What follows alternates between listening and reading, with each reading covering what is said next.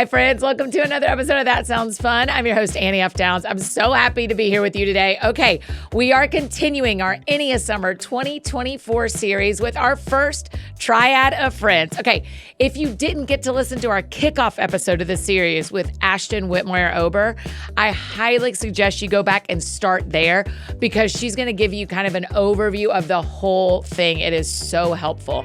This month, we're talking about the Enneagram triads and relationships. And Ashton really helped us kick things off on Monday by walking us through what the triads are. As a reminder, the Enneagram is a personality typing system and a tool we love around here because of how it helps us know ourselves better and love our people better. It is just a tool, one of many that can help with personal growth, but one that we find really interesting and helpful.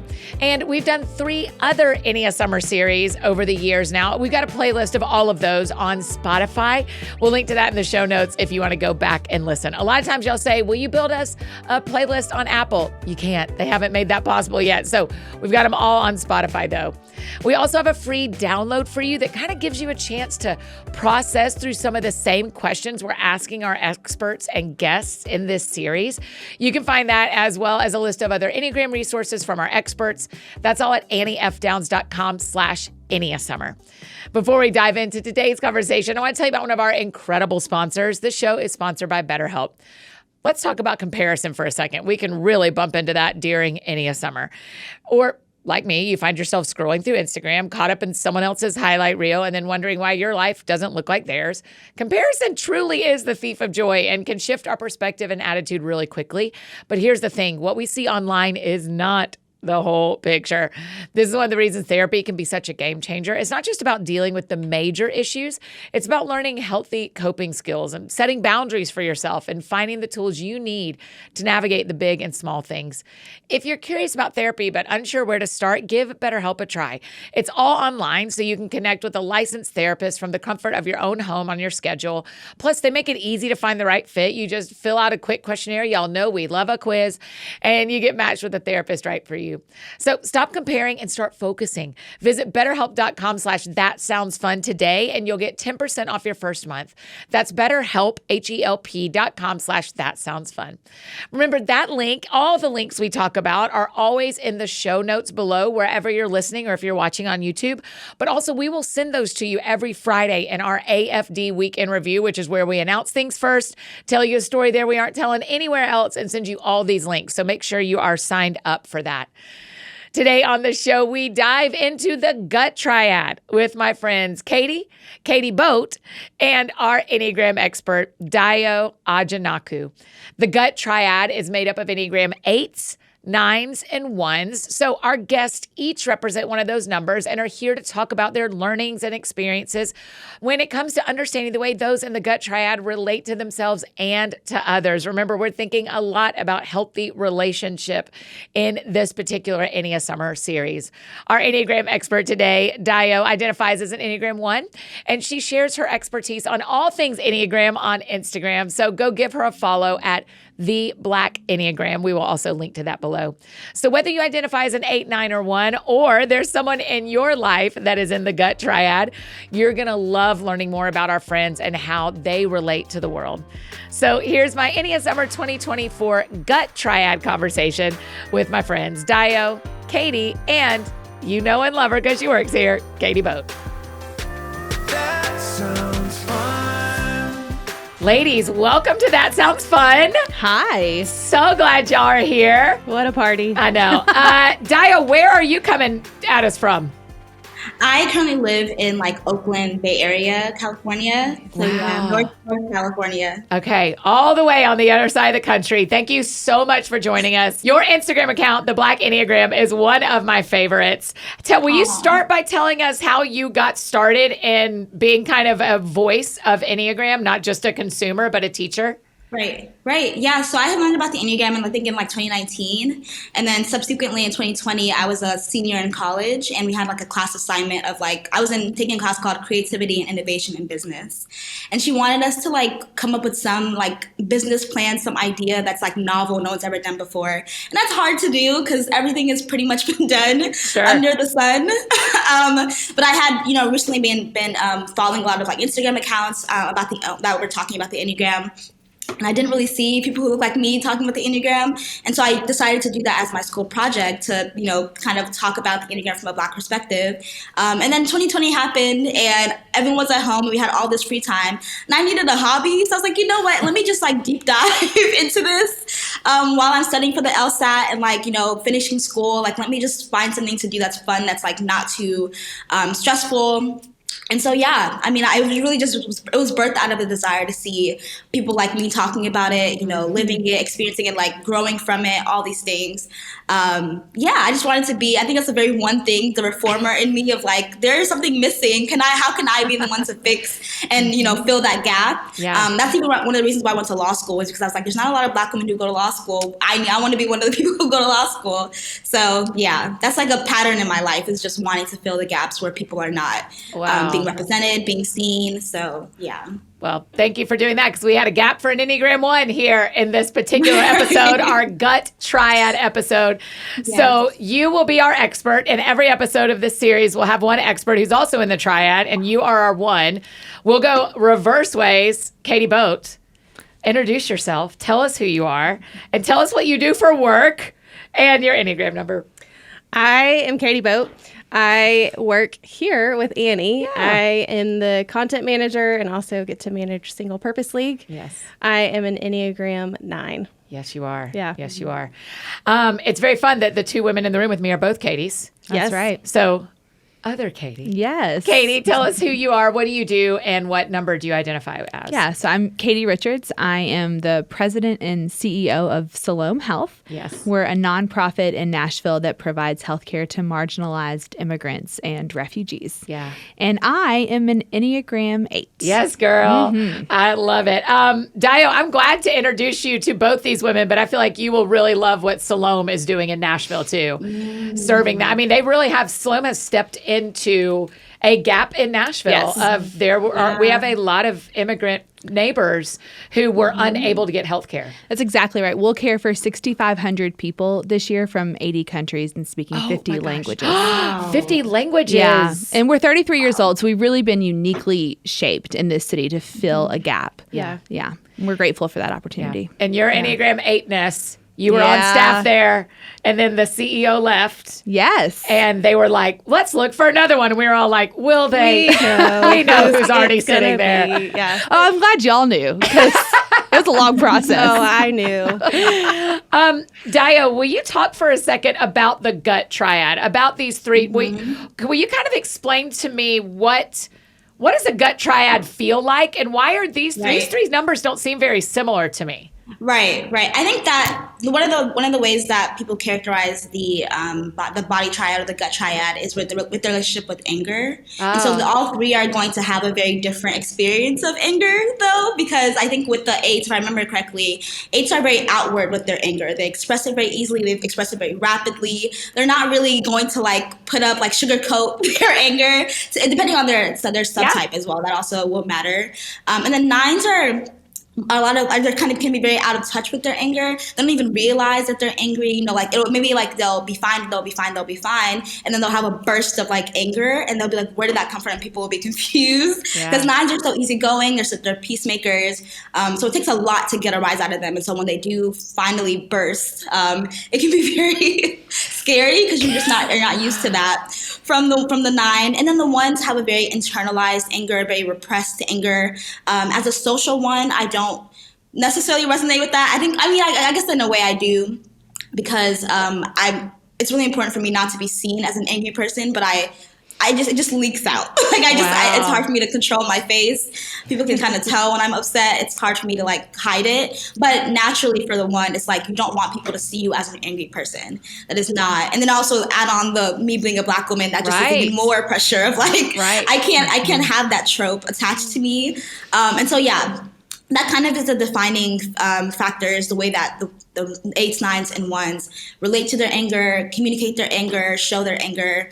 And I think when I think of body types, and I'm curious to hear how the two Katys feel about this, but I think that it's really you're moved by just your knowing. I think that's how I describe it. It's there's a knowing that you feel that maybe other types who are heart types or mind types are they don't really have this like internal knowing. I think that the mind types are more so like, I'm going to use logic, I'm going to use what I actually know, while heart types are like, no, I'm going to use what I actually feel. But for the body, I feel like there's more of like it's a sense, you know, it's just like I just have this gut feeling, this something just is not, either something is really right or something is really not wrong, right? You can like, and you don't really know what's controlling that. There's not really sometimes there's not a lot of evidence to explain why you feel the way you feel, but they're just kind of like this visceral physical feeling of like something needs to happen, either good or bad. Like I need to do something, and so that's the way I experience it.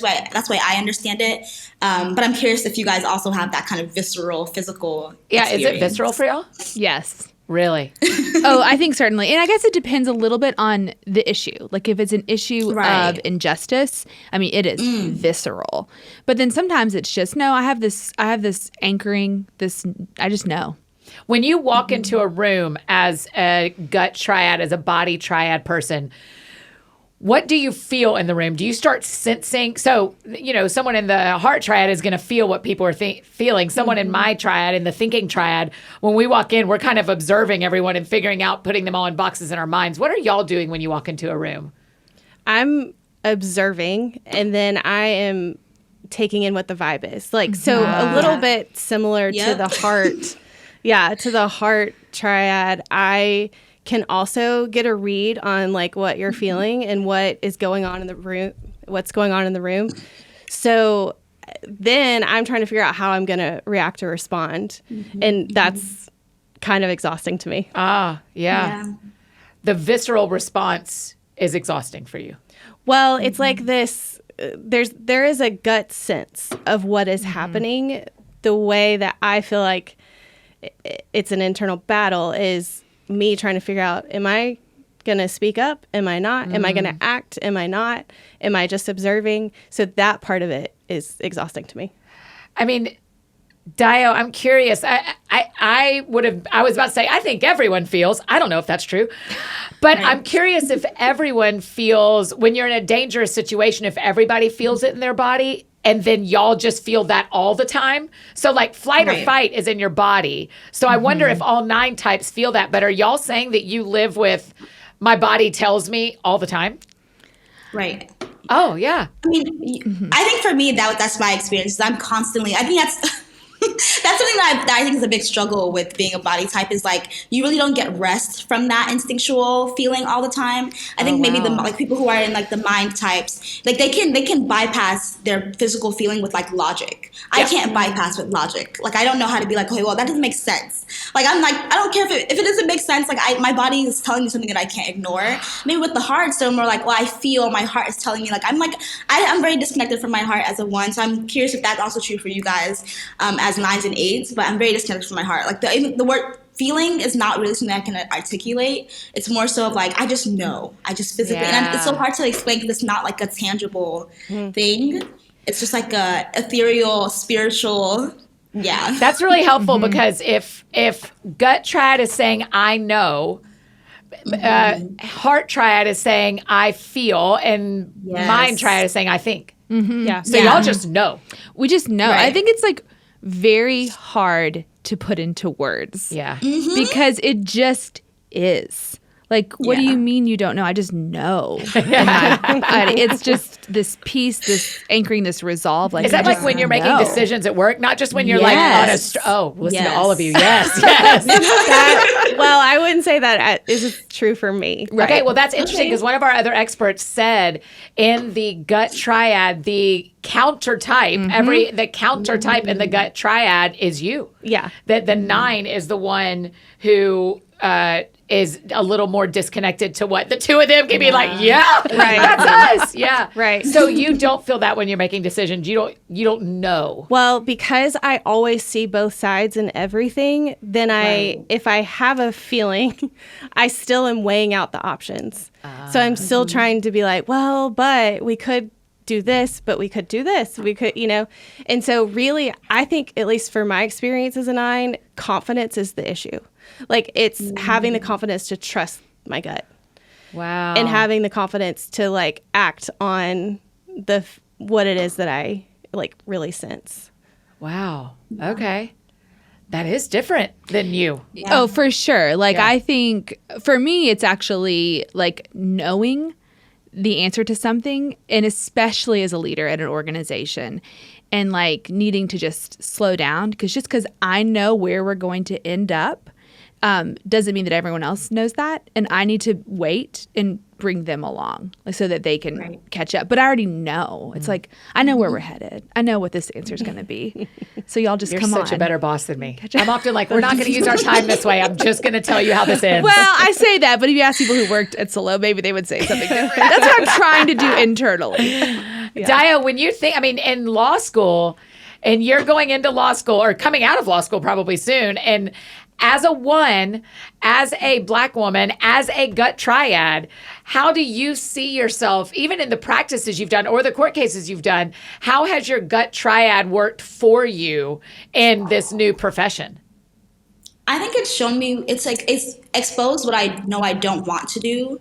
I think I've been working at like a firm the past couple summers, and I'm like, this is cool for now. Like, this is not something I can do long term. My body does not feel the most comfortable in this space.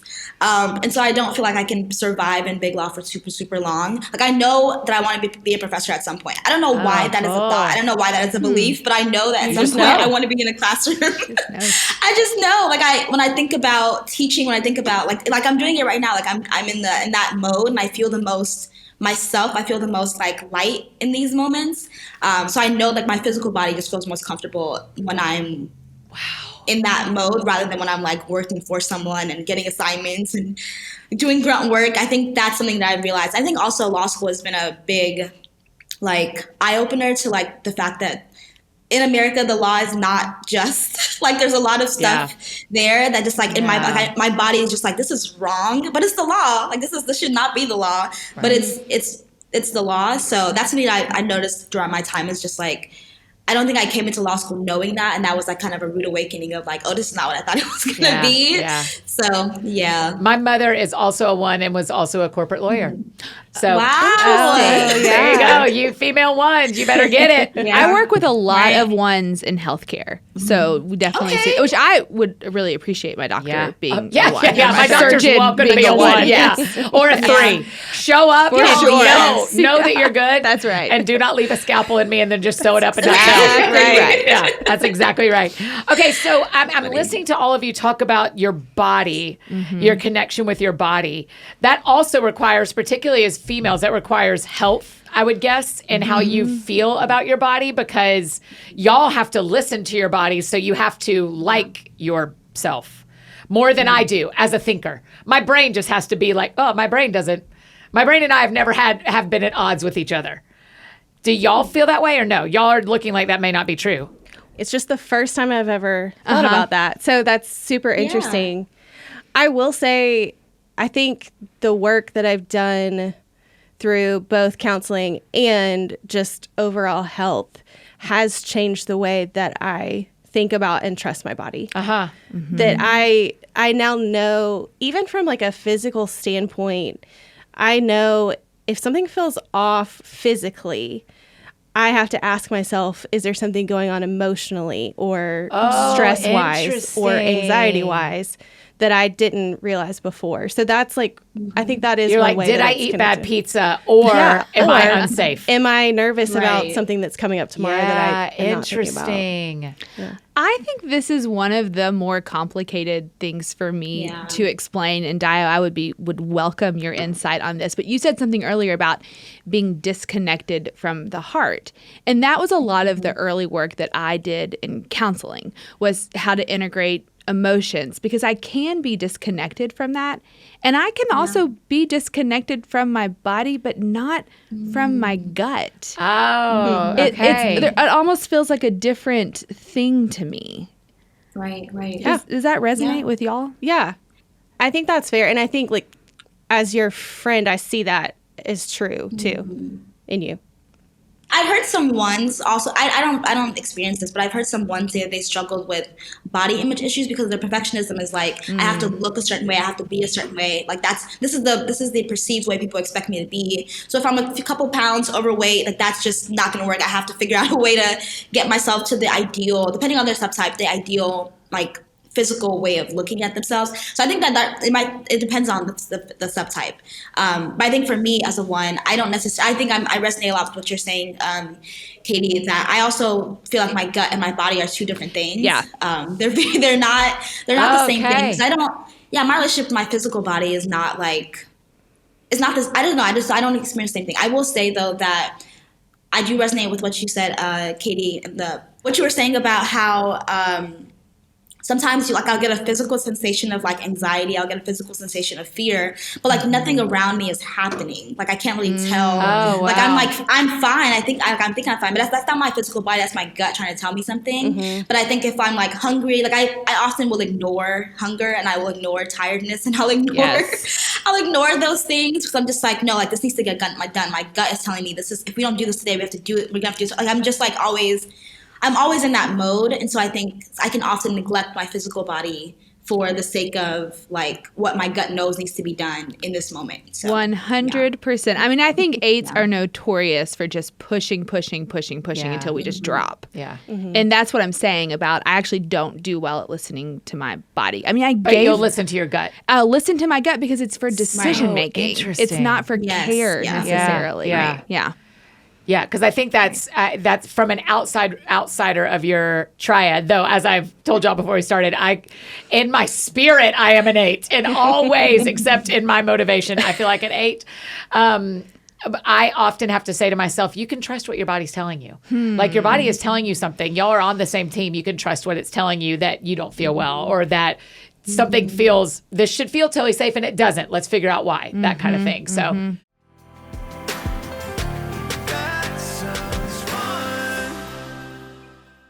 Hey friends, just interrupting this conversation to tell you about one of our incredible partners, Factor. If you want to cut out the stress of grocery shopping and meal prepping this summer, especially when you're traveling or coming home from a trip, Factor's ready-to-eat meals are so good and have got you covered. Their meals are fresh, they're chef-crafted, dietitian approved, and ready to eat in just 2 minutes. This means less time prepping and more time outside in the pool. Listen, I got home from our big fam vacay and waiting for me in my fridge were my Factor meals, which has made my life so much easier, and they are so delicious. Oh my gosh, the bacon ranch chicken situation, you guys, you've got to know it. You can choose from a weekly menu of 35 options, including popular options like Calorie Smart, Keto, Protein Plus, which I love, or vegan and veggie. Plus, there are 60 add-ons every week, like breakfast, on-the-go lunch, snacks, beverages, so you have a ton to choose from. I have loved their juices. They have been so good. You can completely tailor it to your schedule. Customize your weekly meals with the flexibility to get as much or as little as you need.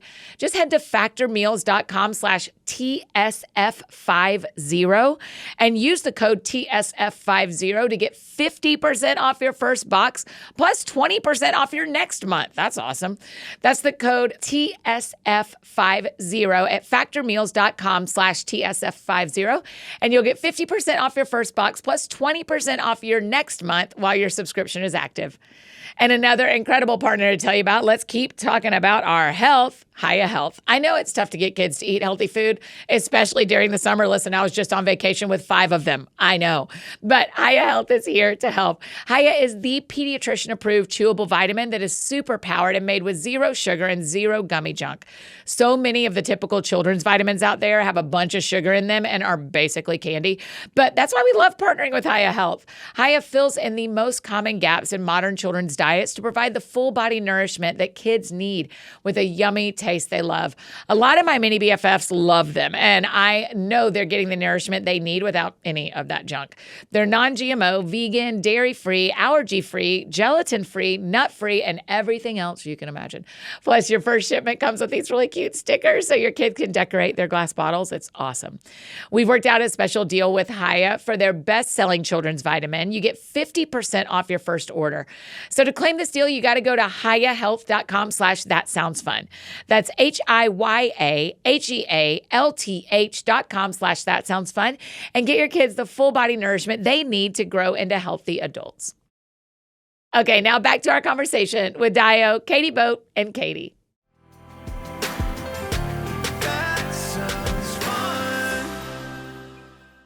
Okay, so when y'all are all three doing the work of being healthy, how does it serve your like up close relationships for your like bringing your Enneagram type to your dating? All four of us are not married as of recording. Who can know what will happen in the next? That's right. Some time. As of recording, we're not married. None of us are married. So you're up close, your intimate relationships, the people you date, the people that you're in small group with, the people you work with. How does your healthy self help to be in better relationship for them? What does a healthy 8, a healthy 9, a healthy 1 bring to a relationship? I think we have, the Gut Triad has incredible discernment, and we have pretty quick discernment. I think we can often see the answer before others can. And so I think being able to, when you're healthy, speak that truth in love and bring that in a way that's productive or just affirming. Like, it sounds like this is what's going on. Like, that feels valid. Yeah. That's how I would answer that. KatyBoat, what do you think? Yeah, I think for a 9, at least for me, if I'm healthy, my hope is that you're actually getting a genuine experience of me. Because what is so often true is, you know, the core emotion here for the Gut Triad is anger. And that feels almost unacceptable to a 9. Right. Like, Yeah. it's something that you battle with, right? Like, how does this come out? Does it come out? Am I actually angry? So for me to work on being a healthier me would be me being more direct in communication, me telling you, hey, this was frustrating, me saying, you know, I am stressed out about this thing because this, you know, whatever. And I think that obviously serves the group, serves the friend group, serves the relationship, whatever, a lot better. Yeah.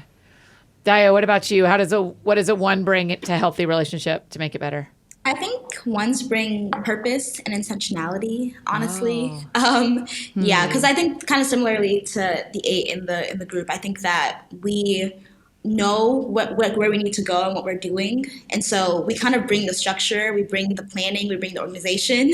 Because I think a lot of times, especially like I have a lot of my friends are very organized, but I think if I was in a friend group that everyone was kind of like a 7 or everyone was kind of like, let's just do whatever, it would be a very chaotic experience. Totally. I have no 7s up close in my life. I'm enough for all of us. Yeah. But I think the 1 brings in like this, like, oh, like this is why we're doing what we're doing, right? There's kind of like we're intentionally doing this for this purpose. I noticed, especially in my dating relationships, like I don't just date to date. Like I'm dating because I have an end goal in mind, and I think that brings a sense of like foundation and groundedness. But I think that when you don't have that, you're kind of just like flailing in the sky. So yeah, I think that's what 1s bring, is they bring this kind of like grounded, like purposeful, intentional way of moving around the world. So, yeah. How does it feel when people don't trust your gut? Ooh, I don't like that. It's so frustrating. It's so frustrating. So my old boss, who I love and respect dearly and is a great friend and mentor, but he is a 5, like the 5est of 5s. And we would be in conversation, and I would be like, that doesn't work. And he would need data. And he would need to know why. And I'd be like, because I'm telling, like, it feels disrespectful almost. I know you're not intending to be disrespectful, but like, I have a great track record.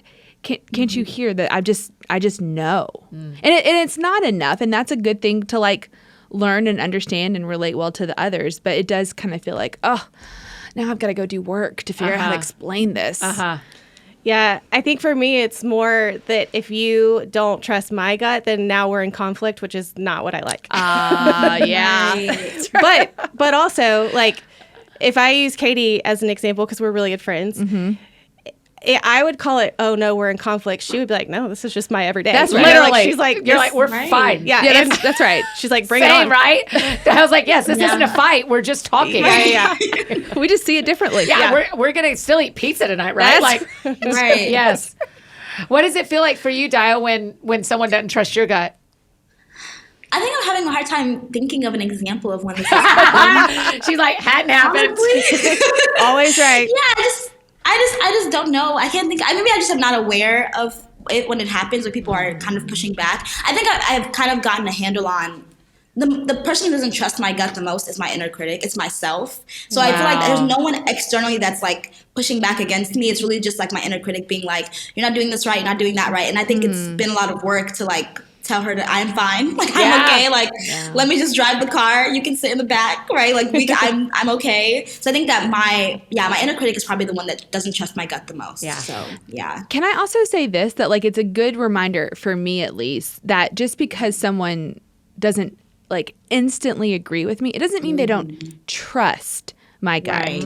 It just means I haven't come at them in a way that's adequate for their decision-making process. Yeah. Because I do think it's true. Like, I rarely have had someone who's been like so blatantly pushing back because they don't trust my gut. They just haven't gotten there yet. I haven't explained it in a way that makes them feel peace. I think that's an important self-awareness thing. Yeah. Yeah. Dio, I have a friend who has a child that's like a fifth grader who is the fifth grader, even herself would be like, I think I'm a 1. The mom's like, I think my kid's a 1. And she's named her inner critic something like Franklin. And when she went to go visit a new school after her shadow day, she got in the car and she's like, I didn't hear Franklin all day. And they're like, this is where you're going to school. Because the inner critic is so brutal for y'all, isn't it, Di? Will you kind of explain? I don't think anyone else lives with an inner critic like ones do, correct? Yeah, and I think the hardest part, especially when people are Christian in one, is that you can sometimes confuse the Holy Spirit and the inner critic as one person. And I think it's the work really is untangling that relationship and making sure that you realize that the inner critic is unkind, it's mean, it's berating, while the Holy Spirit is directive. It's kind. You know what I mean? It's patient. I think that's been a big work for me as a Christian, is to realize that they're not the same person. But the inner critic is basically just a voice in your head, and that could be like a parent's past voice, like kind of like an authority trying to direct and dictate how you live your life based off of your own or its internal like perception of what perfection is, because it's trying to help you measure up to this unattainable standard of perfection, and it's going to always point out when you fall short. So when you fall short, it's going to remind you, it's going to tell you, it's going to make sure that you are aware that you're not doing the right thing. And that's why when I found out I was a 1, I was like, I already know all these bad things about myself because my inner critic has told me over and over and over again. For years, this is not new information. I'm not shocked. I'm not offended. I'm like, I've been dealing with this. Yeah, you're like, I've lived with this my whole life. Right. Yeah. So that's the way I experience my inner critic. So yeah. Dio, I wing 1, so I get some of that too. It is this like internal battle at all times. And what you're saying about Holy Spirit versus us, I think that's where the gut thing can get confusing for me, because there is a gut reaction and a gut feeling, but I also am always asking the Lord for clarity, because I'm like, is this my own gut or is this you? Wow. Which one of us is talking here, and trying to figure out and navigate what to trust. Yes. Right. Yeah. Before y'all knew Enneagram, like even take me to like 13-year-old you. Did you know your gut led? Like, did you already know? Yes. KatyBoat did not. Tell me about it, Katy. Yeah. So I was thinking about this in youth group. I remember like lots of conversations about discerning the voice of God, and just watching people have a hard time with that or not knowing what God was saying, and me being like, no, I know the decision. Why do we have to overthink this, or why does this take so long? And at the time, I think we called it having the gift of discernment, you know? Yeah. But in retrospect, that's definitely just gut and instinct. And so just like knowing. But you didn't, KatyBoat. No, I don't think I've figured that out about myself until maybe my 30s. Poor 9. You'll have to do so much work to get to what is actually happening inside of you. I guess so. I didn't know. And I mean, honestly, like even thinking about this conversation, I was like, I don't know. Like That is the text I got last night. Yeah, said I don't know the answers to anything. And she said, that's very on brand for a 9. And I was like, yep. Also, Dayo, KatyBoat told Katy not to wear a blazer. And I was like, there's nothing more 8 than if she'd have shown up in a blazer. I said, you really quenched her spirit. We would have loved a blazer. It would have told us everything. Some really cute colored blazers. Yes, I know. But it wasn't the vibe. You said, is blazer the vibe? And I was like, around here, not really. I think that's fair. That was good advice. I just put on a pink blazer this morning and changed. But I'm sorry we didn't do Could it. have been a good day. Dayo, I think it's really interesting when we're hearing both of them. You said you knew the Franklin in your head. You knew the inner critic in your head before you knew Enneagram. Katy knew it before she knew KatyBoat didn't. I think I did to the degree of I always knew I could think myself out of any problem. Like I always have known if you just give me enough time to think, I can solve this. Right. So for our friends listening, we didn't do this right at the top, so let's do it now. We'll start with you, Dayo. Like, how did y'all know what your number was? Dayo, did you take a test? Did you just start reading? How did you know that you identified most closely with a 1? Yeah, I took a test. And then, like I was saying before, when I was reading through the description, I was kind of like, I think a lot of times when people read through the description, they're very like offended, they're taken aback, they're like, oh, this is, who ever want to be like this? This is terrible. Yeah. But I was like, no, I felt very affirmed and seen. Like, and I understand why I'm experiencing life the way that I'm experiencing it, because I'm being led by this particular way, like this particular personality. So for me, it was a very like, again, instinctual, like, oh, I know I'm a 1. Like, I didn't have to really question it personally. I think as I've learned more and I've, grown and read more on the Enneagram and talked to more people who are Enneagram experts, I had like a little crisis of type when I was thinking I was a 3, because I think I present outwardly as a 3, the achiever, but I don't think that I resonate with the motivation of being a 3. Like, I think it's more so the goodness, you know what I mean? The feeling, the needing to be right, the needing to be good. That was more resonant for me. So that's kind of how I just like accepted that as my 1, as my type rather. Yeah. KatyBoat, how did you figure out you identified most closely with a 9? I read The Road Back to You some years ago. Most likely it was Katie Richards that brought it to our friend group. And I read that chapter and I was like, oh, I identify with every single part of this. I've always said I'm the poster child of a 9. Like, I just, for sure relate to all of it. Yeah. And her brother, who's also in our industry, also a 9. Wow. Yes. Is he a 9? Yeah, which is really fascinating. Well, and I have 2 brothers. I'm not sure what the other one is, but yeah, my middle brother is a 9. Fascinating. Yeah. Katy, how did you suss out that you were an 8? Yeah, so I think I was introduced to Enneagram about 10 years ago, and I took a test, and it told me I was a 3. Oh. So, and 3s and 8s mistype for each other quite a bit. And so there were things that resonated, and I was like, yeah, I'm a 3. And then a lot of things changed in our culture around 2016. And I think my work that put me in close proximity with populations that were vulnerable to that change, I just was angry all the time about the injustice, the false narrative I felt was being told about the valuable immigrants in our community. And I really took a year to work it out. Wow. You remember this because, of course, all of my friends were like, you're an 8. And I was like, I don't know, guys. We don't have a question, but by all means, work it out. Give me time. So I studied it for about a year and then really realized once you get into those core motivations, core fears, like, no, I am for sure an 8. Yeah.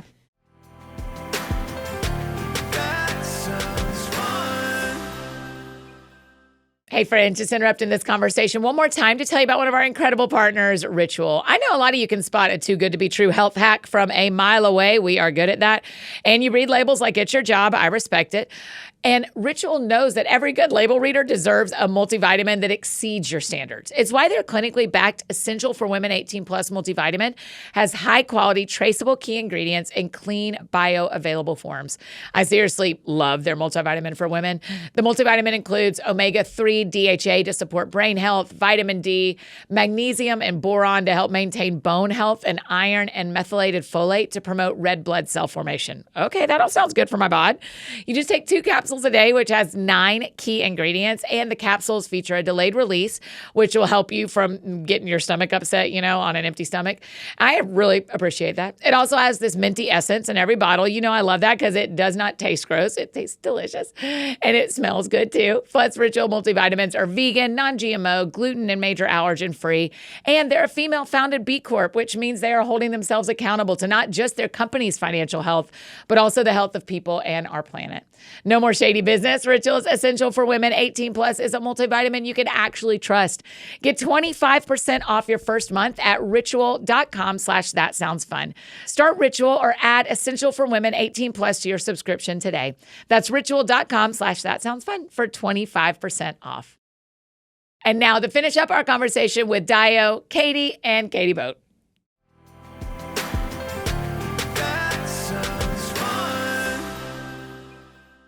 Dayo, I don't know if we told you this ahead of time, but during this year, we've asked the audience, like, do you want EnneaSummer this summer, or do you want our dating series, our Summer Love and Dating series? And the overwhelming vote was put them together. And so we're like, okay, let's do them both. And so let's talk for just a second about dating, because the likelihood that you've dated I've never dated a 7. I've never dated someone that is my own type. So I want you've dated another 8? Yeah. Oh, yeah.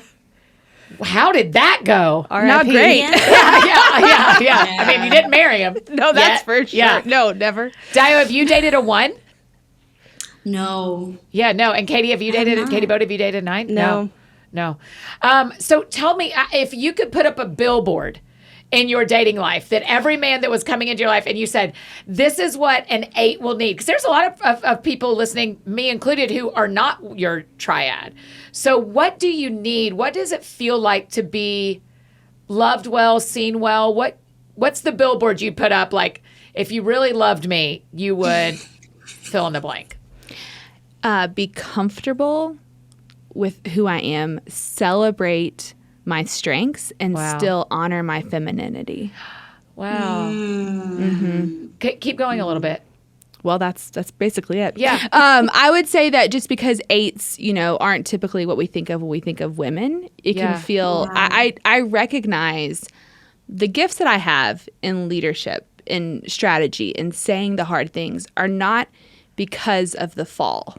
They're because that's how God created me. Exactly. And so to be with someone who is comfortable enough and anchored enough in who they are and who God created them to be means that they're going to give me space to flourish. Yes. And those giftings, and also still remember I'm a woman. Yeah. And I'm feminine and you're masculine, and that dynamic is also important. Yeah. And my giftings they don't counteract that. Yes. Yeah. Casey Musgraves has a song. I think it's Butterfly. Have you listened to? Oh, yeah. Oh my gosh. It doesn't steal my. I'm going to have to look up the lyrics while we're sitting here. I'll look up the lyrics, but it's beautiful. Dayo, what's the poster for a 1? What's the billboard of how a 1 feels loved? I think I naturally have attracted a lot of heart types in my life because I feel like that's what I'm missing in my like natural being is my heart types. But I think that because that's the case a lot of the times, patience is needed because I don't have that connection with my heart at all. And I think it's really nice to be with men who are so connected to their heart, but it's difficult because then they kind of think, oh, you're a woman, you naturally just like are feelings and emotions type of person. And so if I was putting a billboard out, I would just be asking for lots and lots of patience. And I think also I'm naturally very hypercritical of people, my friends. I would never say it outwardly, but I think with intimate partners, I think I say it the most. I say outwardly the most. So I think also understanding that my criticism is a form of love and not a form of distrust or dislike. The fact that I'm even sharing what is bothering me, what's wrong, is a sign that I actually want you in my life. I'm not saying anything. It's because I just don't care if you come or go. Yeah. But sharing the things that I would like to see improved are an attempt for closeness. They're an attempt to build closeness and build intimacy. And so I think those would be two biggest things is patience with vulnerability, patience with me getting connected to my heart in the relationship, because trust takes a long time for me to build. And then also, what was I saying? Also, that your criticism is not to ruin their life. It rings so true because we have 3 up close 1s here at work, and I often have to say to myself, they aren't bursting all my balloons. They are troubleshooting my ideas, and I feel like I'm just trying to tell you all this cool thing to do, and they're like, "But what if it rains?" Or what? And I'm like, "Shut up!" But they're trying. It's true. And so I have to say to myself, "This is them being invested. This is them caring. This how they bring value, hoping that we succeed, for sure, instead of it feeling like they're just like." It just bursted all of them. Yeah. Katie, what does it feel like for you? Like, what would the billboard say for you as a 9, as a gut triad? I think it would say, remind me that my opinion matters. Because that's where I get shut down the most on myself, you know. Like opinion about where y'all eat dinner, or opinion about politics, or opinion about what? Everything? Just in general. I think I think a lot of 9s just can easily feel like they don't matter, feel overlooked. And so I feel very loved when someone affirms something in me, sees something in me, and says, and you do a great job of this too, hey, what do you think about that? I love that question. So, yeah, I think it's just those small things. Yeah. Katie Richards, the line is from Butterflies, Casey Musgraves. And now you're lifting me up instead of holding me down, stealing my heart instead of stealing my crown. Okay, come I on love now. that line. I love that Casey. line. Yes. I mean, that just feels very like what an 8 needs. Yeah. Yes. Okay, so in dating, I thought what you just said was so interesting, Dayo, that like I probably have a more judgmental tone toward myself of like, why do I always keep picking these same numbers? And you said, you know who's attracted to me is heart types because that's what I need. Yeah. And I find myself being like, why do I keep ending up picking? What is wrong with me? Why is my picker busted? So is it true that anybody can date and marry anybody? Do all types work together?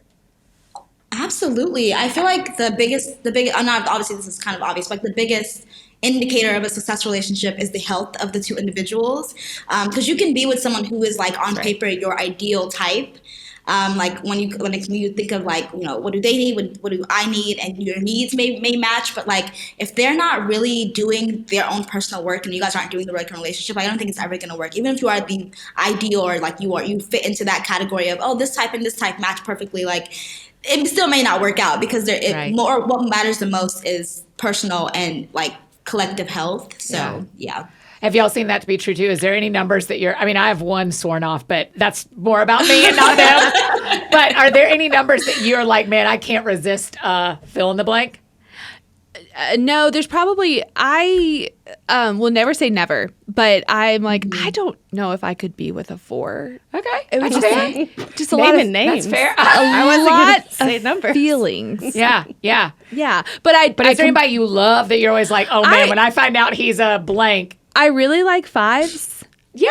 Okay. I see the appeal of 7s, especially if they have an 8 wing. And honestly, I like the idea of a fellow 8. Oh man, she just wants to bulldoze the world. She wants to bulldoze the world. Yeah, you're either going to like change the world or burn it down. That's like, it. That's one it. of those two. Dayo, are there numbers that are irresistible to you? Are there any, when you find out a man is a certain number, you're like, I'm in? I actually, when I was like thinking about what kind of partner I wanted, like I wrote down, I was one of those girls who wrote down a list of what I wanted, and I specifically wanted him to be Enneagram type 2. Okay. And I got a type 2, so I'm currently dating a type 2. Okay. And it's been, honestly, the good and the bad is there, but I'm like, the good completely outweighs the bad, because I'm just like especially 2 men, something about them, they just are so thoughtful, so intentional, so romantic. Yes. There's so much good that comes with the 2s. So yeah, that's I've always kind of wanted to experience what it's like being in a relationship with a man who's just so connected to himself in that way. And so yeah, it's been fun. 2s make me think of the diamond in the rough. Like you never think a male 2. It's very challenging to identify as a male 2 because it doesn't seem natural to a lot of men. Right. Yeah. And so there's fewer of them identifying that way. But man, when you find them, that's what KatyBoat, is there a number that you fall in love with every time? Not really, no. But when I think about... That's so 9 of you. I know. But when I think about more the context of friendship and even work relationships, I seem to work well and be friends well with 7s and 8s. Yeah, you do. I'm your second 7 boss. Well, no, you're like my 4th 7. Oh, wow. Like I think almost every boss I've had has been a 7, which is just kind of coincidence. But because we don't like working for people. So I do think it would be interesting, you know, if a future relationship was a 7 or an 8. And I say 8 too because I think in our friendship, like your directness is like life-giving to me because I don't know how to do that. Right. Yeah. So I even sometimes joke that like I wing 1, but if I were to wing 8, my wing 8 is named Katie Richards. I've never heard you say that before. Because no, literally, I love it. Literally a couple weeks ago, I got an email that made me angry. It's not a work email. No, I'm paying it. Can be. I was like, get me in. Put me in, coach. No. And I texted Katie to tell her the situation, and I said, is it reasonable for me to be angry about this. Like I needed permission. Yeah. And you said, absolutely. You said, I'm mad with you. Exactly. You said, I forward was this to mad me. with Yeah. her. So then I was Yeah. like, okay, I'm mad. Okay. Yeah. I'm feeling kind of bad about what I said about the fours. So Okay. I just would like takes to it back. apologize Okay, great. to male fours. Well, listen, I think when you're you end wonderful. up marrying a 4, I know, we're going to I know. replay this clip at The your Lord, rehearsal that's dinner. what I know. Sure. And there's so much value and goodness Yeah. and ways they can go into deep Sure. feelings. You're also allowed to have had experiences in the past that would lead you to believe that might not be the best Okay, fit for great. you. All right, I just wanna Both can be true. name that. I will marry a 9 if he'll look at me twice. I think male 9s are the best. I think they're the best. They're just always up for it. You're like, should we go to the fair? They're like, yeah. I'm like, should we true. drive around? Yeah. Should we? I mean, it is. It's I get to true. take all my wacky ideas to all my 9 friends, and they're like, yeah, I'll go. I'm like, great, let's go. You know, like, I got the tickets, let's go. Yeah. I love it. I love male 9s. Okay, what did we not say about your triad or about your number that you think is important for people who are not in your head to know about you? I think the thing I've learned probably mostly through therapy, but also through the Enneagram is we 9s don't have to deny what we feel. Yeah. I like that example I just gave. Like I was trying to deny that I was angry. And why couldn't I have just said I'm angry? You know? If someone's dating you or the Katie Richards or any of the friends here, what can we say to help that tool grow in you? What does it look like for someone to come alongside a 9 and go like, hey, you can feel this. How do we help you? Yeah. It probably is asking, hey, what is the root like feeling going on here?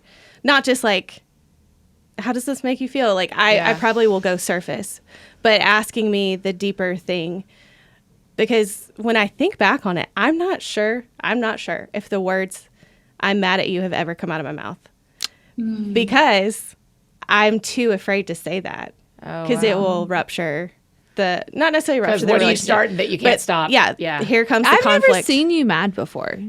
Really? We have 14 years of friendship. And Yeah. I was trying to think of a time I've seen you. Now, I've seen you like probably repress some things and then a decision comes out, but it's not necessarily like you're angry. Yeah. But so, yeah. Yeah, it's all living underneath, which I would like that to be more on the surface and like more genuine with people. Is there anything we didn't say about 8s that you wish we knew? Y'all are so much sweeter than people give you credit Well, for, this is too. exactly what I was going to say. Yeah. Like to know that we care. Like we do care about the person. We do care about the people. I'm thinking especially in leadership. But I also know that I'm in a position and I am built not with physical broad shoulders, but with proverbial broad shoulders to do the hard thing and make the hard decisions. And that's what I bring into a situation. But it hurts. There's a human level that I need to like intentionally get in touch with and grieve when those decisions are made. But to even just say, I mean, you asked the question, like, how can you help with that? To even just say, hey, I'm sure that's actually really hard. That's actually been pretty sad for you. And even if we're not in a place where we can sit in that, to just know, like, you see that aspect of it, because we know we can come off as the bad guy. Yeah. Sometimes. Yeah. Dayo, what are we not saying about 1s that you want to make sure we know? I think one of the gifts that 1s bring, I think Katie she brought this up a little bit earlier about how like the grace and the truth, like the speaking truth in a loving way. I think that's a gift that 1s, when they're in the most healthiest, can bring to the world, because they are not just honest, but they're lovingly honest. I'm thinking of this clip from a show called The Cosby Show, and I'm thinking of a specific clip when Claire Huxtable was correcting her daughter's boyfriend because he was like speaking in a very misogynistic way. I think that was probably the first time I've seen it done so well. I feel like that's something I've been wanting to grow in. Like I don't think I've mastered it. I think that's when I'm the most healthiest, when I'm able to balance the grace and the truth, and not being just all grace and being permissive and letting things go, or not being all truth and just being like berating people and, criticizing people all the time. But I think that for me, it's like being able to speak truth to power in a loving way, and not hiding behind love or not hiding behind niceness, which I think is a problem for a lot of women, of just like being overly nice to avoid being perceived the wrong way, in order to like keep the peace. I think for me, it's like for the ones, that balance, I think, is like the sweet spot of growth, because then you kind of balance the 9 and the 8 in you, right? Like you get to that body type, you take the grace of the 9 and the truth of the 8, and you kind of grow in that grace and truth. So yeah. That's what makes the Enneagram so fun for me, is even you saying that, like, I can take these things from my triad. My other wing is a 2, so I've got that. Right. In my health, I go to this. I mean, there's just, there's a real depth to, it's more than just your number. There's a real depth to all these other parts of us that work together in really unique ways.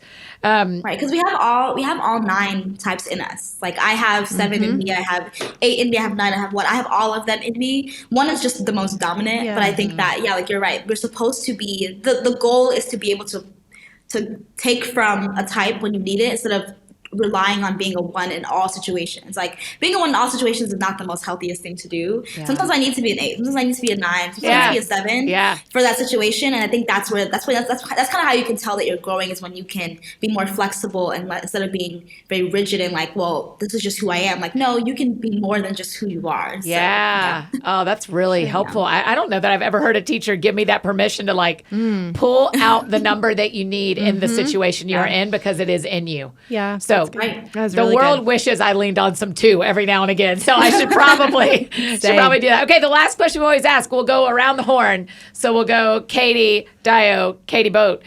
Because the show is called That Sounds Fun, uniquely as you, as your 8 self. Tell me what sounds fun to you, Katy. Well, this summer I turn 40. Yeah, that's right. You're gonna love it. I'm really excited about great. it. I was not excited about 30. Excited about 40. Same.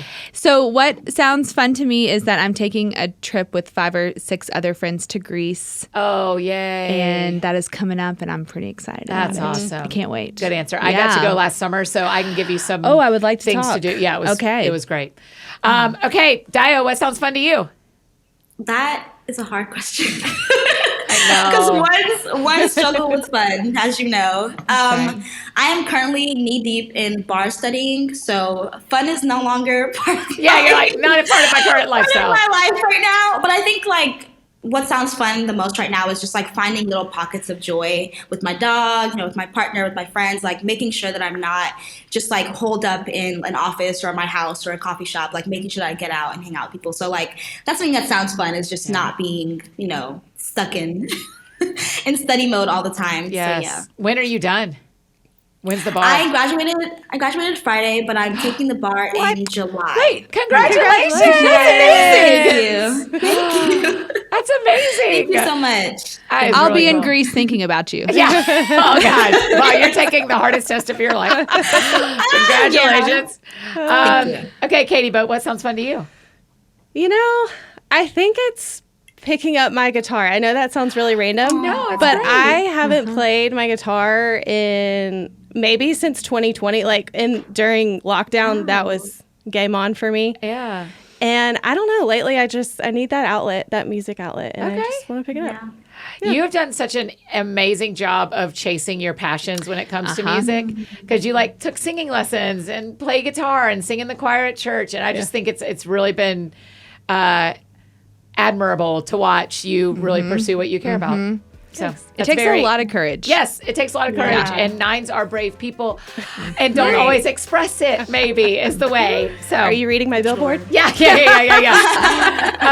You guys, thanks for doing this. That was thank you. Awesome. Thank you so much, Dayo. Thank you for making time for us. Yeah, thank you guys for having me. This was great. It was so fun. I cannot wait for everyone to follow, watch along, be a part of what the Black Enneagram is doing. I'm really grateful for your work. Yeah. Thank you. Oh, you guys, aren't they great? Okay, 8, 9s, 1s, Gut Triad. We love you. We understand you better now. I am dying to hear your thoughts. So make sure you jump on Instagram on That Sounds Fun podcast. Tell us what you thought. If you're an 8, 9, and 1 particularly, I want to hear what you thought. And I want to hear what your billboard would say. As you saw on my Instagram, Annie F. Downs, and on That Sounds Fun podcast, if you swipe through, you see the billboards that our guests answered. I want to hear your answer. So grab the blank one, fill it out, post it. Make sure you tag me, tag That Sounds Fun podcast, and use the hashtag EnneaSummer24. I want to share as many of those as possible over the next 2 weeks so that people can feel seen, heard, so that they will see your answer and be like, wait, that's exactly how I feel too, right? So make sure you do that when you get a chance today. You should be able to find the blank billboard on my Instagram that you can just like nab, you know? So you can also head over to anniefdowns.com/EnneaSummer. There are a lot more resources and information.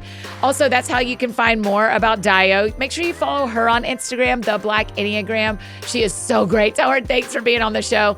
And remember, we've got that free download for you that's kind of going to walk you through this whole series. So don't miss that over at anniefdowns.com/EnneaSummer. If you've got any questions from this episode, you can drop them in the comments on Instagram or in the Q&A box on your Spotify app if you're a Spotify listener like me. Remember, that's Annie F. Downs or That Sounds Fun podcast. And listen, share this episode. There are so many of our friends in the Gut Triad who want to be understood. I'm looking at you, 9s, who want to be understood. And so if you will share this episode with your friends, you can either just text it to them as you're listening, just text it over and go, hey, I think you'd really enjoy this, or share it on your socials. It would mean so much to me. We love how many people feel helped by our EnneaSummer series. So the more you share, the more people that get helped. That would mean a lot to me. If you need anything else from me, you know I'm embarrassingly easy to find. Annie F. Downs on Instagram, Twitter, Facebook, all the places you may need me. That's how you can find me. I think that's it for me today, friends. Go out or stay home. Do something that sounds fun to you, and I'll do the same. Today, what sounds fun to me is getting a sneak peek at my new favorite brick and mortar store in Franklin, Tennessee. It's called the Statement Society. Look them up on Instagram. I'm getting to see the store tonight. It opens in a couple of weeks. I cannot wait. So y'all are going to love buying clothes from there. Y'all have a great weekend. We'll see you back here on Monday, where we get to talk about the Heart Triad, Enneagram 2s, 3s, and 4s. And the Enneagram 3 is our expert you're going to learn from, Tyler Zock. We cannot wait to see you guys on Monday. Y'all have a great weekend. That sounds fun. That sounds fun. Oh, that sounds fun. Check 1, 2 on the microphone. Annie F. Downs in your car to your home. Every week it's something new. A deep talk or an interview. She'll make you laugh, she'll make you cry. When it's dark out, she's a light.